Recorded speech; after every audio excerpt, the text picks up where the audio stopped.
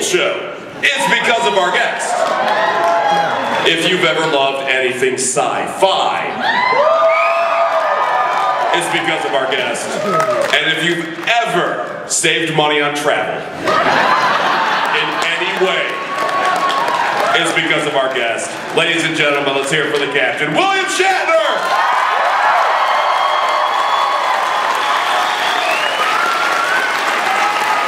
Thank you. Wow. Ooh, wow. Hello, everybody. So I'm so glad you're here. I'm glad to be here, too. Wow. So, I don't know. I don't even know how to start to say hello. Except to say, let's spend some time together and get acquainted, and you'll ask questions, and I'll ramble on and the answer, and we'll have some fun, and you'll get some information, and I'll understand you. And so, I don't remember. There's a ballet company here, right? Yeah. A dance company, which I filmed, right? Because I don't remember whether it was Minneapolis or Milwaukee. So the story I had, I was coming up here, and I thought, yeah, I know what I'll tell them. That I had a movie company up here, and well, I wrote an album with Ben Folds called this is going to be terrible if it's the wrong city. Ben Folds and I wrote an album that I called Has Been. And it did really well, and it was really quite well received. And then Margot Sappington, a well-known choreographer, calls me and says she'd like to do a ballet based on some of the numbers in my album. And would I give her permission? I said, of course. And then I sent a company with cameras so we would film the ballet.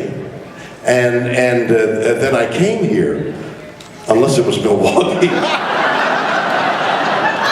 No, it was Minneapolis. I'm quite sure. I'm 98% sure. But it was some time ago, so you'll forgive me. And we filmed it, and I was here at the opening. It was a grand opening, a ballet by your ballet company. With my songs, and I filmed it, and we made a documentary of it, and it became an award-winning documentary making of called Gonzo Ballet, and it's all about you guys. And that was not my introduction to your city, but and I think it was your city. So that's my greeting to you this afternoon. I'm so glad to be back here where I've spent so many wonderful moments. So let's start off with a question, and you'll see, and I'll show you how it might work, and then on the other hand it might not work. What's your question? Okay, hi. Hi. It's an honor, and I have a Star Trek question, unsurprisingly. Okay. And okay, so my dad and I... Your dad and you? Yes. I've been watching it with him recently, and... You what? Been watching the original Star Trek with good. my father. Looking back into history. Sort of.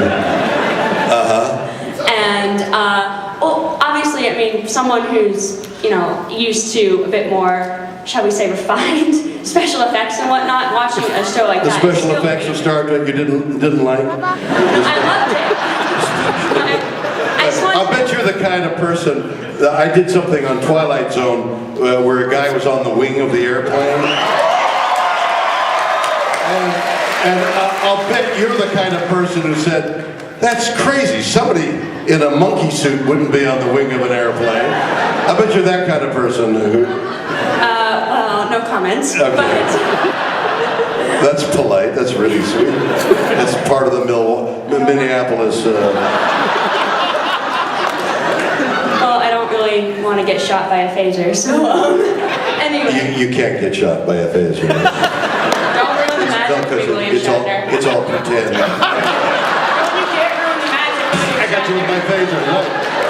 I've got this devilish finger. I'll shoot you now. Go ahead, what's your question? I just wanted to know what you think it is about Star Trek that keeps the magic going across the generations. Oh, good question. Okay. So, it's like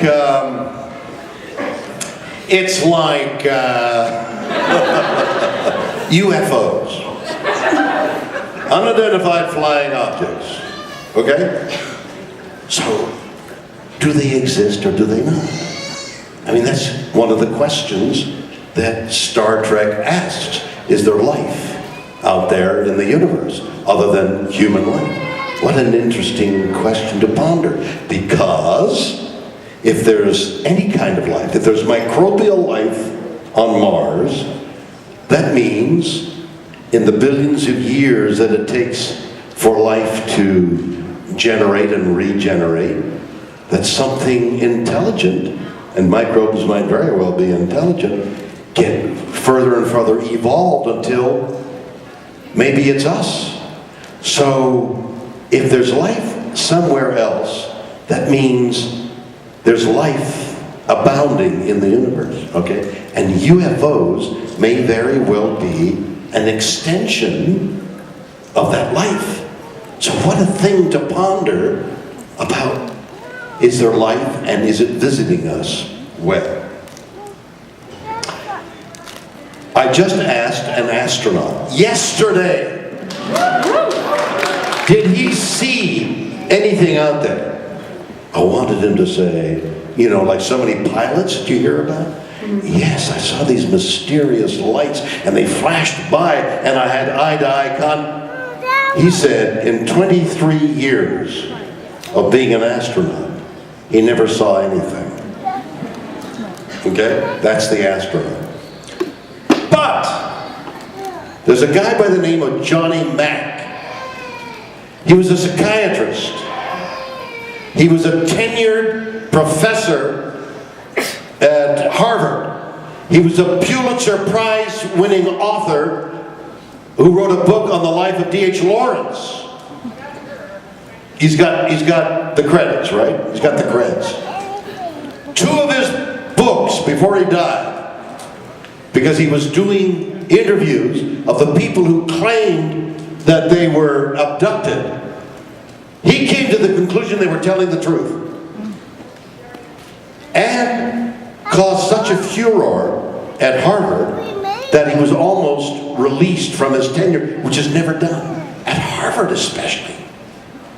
The president of Harvard saved him and said it was in the nature of scientific inquiry that he was doing. But he came to the belief that UFOs exist. What a magical thing to think about. Because his conclusion was, maybe what's flying across the sky and what these people claim have happened to them, maybe it didn't happen in this reality. It could have been another reality. So you say, oh, really? I mean, come on.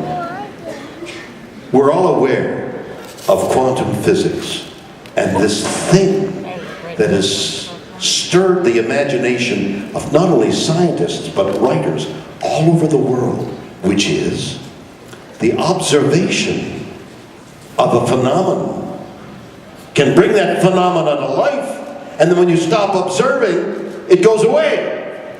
And it can appear in more than 2 places at once. What is that? Now, you hear how you're all listening? This is the nature of Star Trek.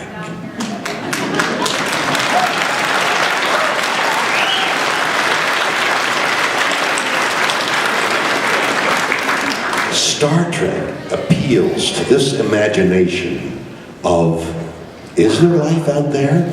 And if it is, does it speak Klingon? I mean,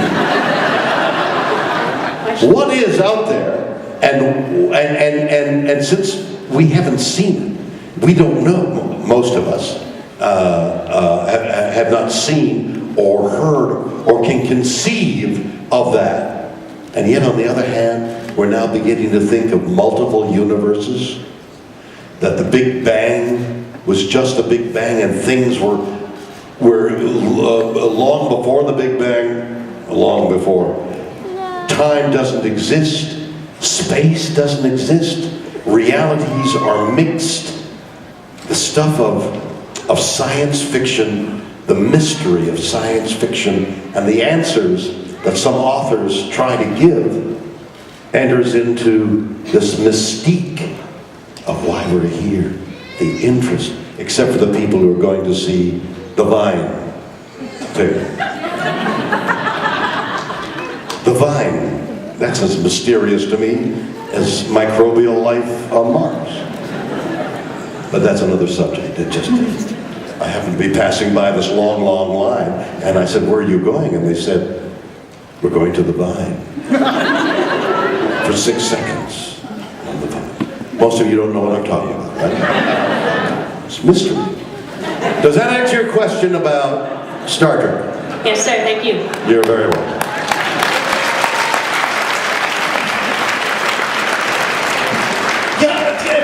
Writing science fiction, which I try to do on occasion. The imagination, I mean the things